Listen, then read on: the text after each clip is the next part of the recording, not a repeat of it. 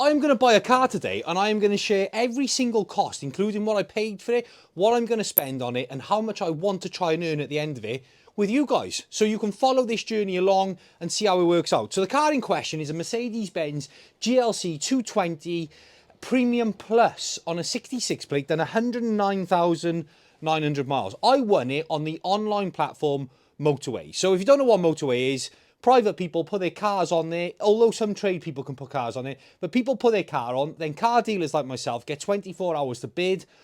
Whoever has the highest bid wins the car, then you contact the customer and go and buy it. You're meant to get there as a car dealer and go, ooh, God, the engine don't sound right in that, I'm going to have another grand off. But I haven't really got the heart for that, so I always sort of turn up. If it's what was described, I'll buy it. If not, I'll walk away. Me and Bianca have travelled quite a few times and turned up, and people say car dealers are bad. I'm telling you now, private people are a lot worse. Oh, that big scratch wasn't there when I took the photos the other day.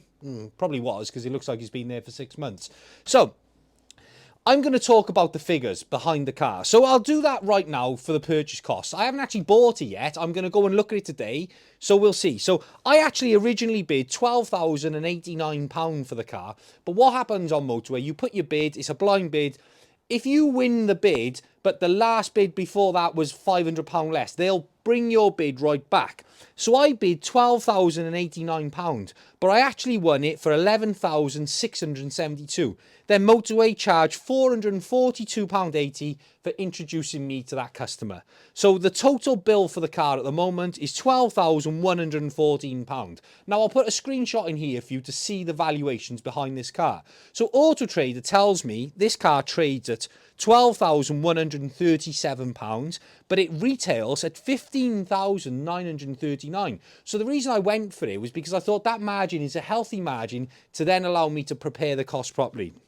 So that gives me, as we stand, a £3,802 pot to play with, including making money. But the VAT man will come along and I will get charged VAT on the purchase price compared to the sale price, no matter what I spend on it in between. So if I went and had to spend 3 grand on it, the VAT man don't care. I paid 12, you're trying to sell it for nearly 16, give me 760 quid's worth of VAT. So you've got to budget that in.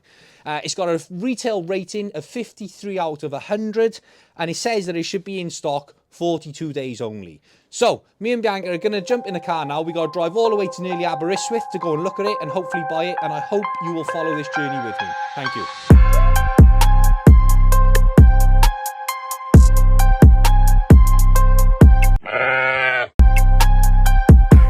So 2.5 hours later, we are here. We're about 3 or 4 minutes away from the gentleman's house. I've just given him a call to say we're close, but he said he doesn't want me to film at his property looking at the car.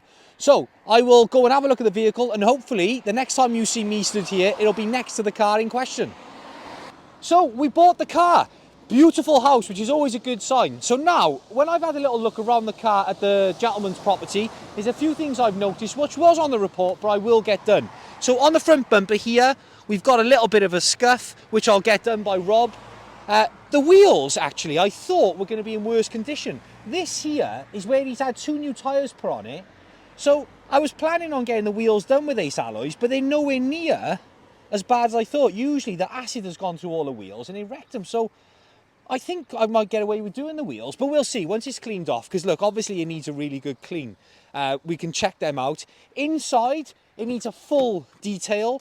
It's got these naff rubber mats at the moment, so I'll order some brand new Mercedes mats for it. Inside, if you look up, being the Premium Plus, full panoramic roof. The nice extras it's got a Burmester, or Burmester, however you say it, upgraded sound system, memory seats, heated seats. So it's fully loaded, being the Premium Plus. Lovely in the back as well. Again, he needs a good valet, and we'll change all the mats, and you can get a view there of the roof again. And then coming around the back,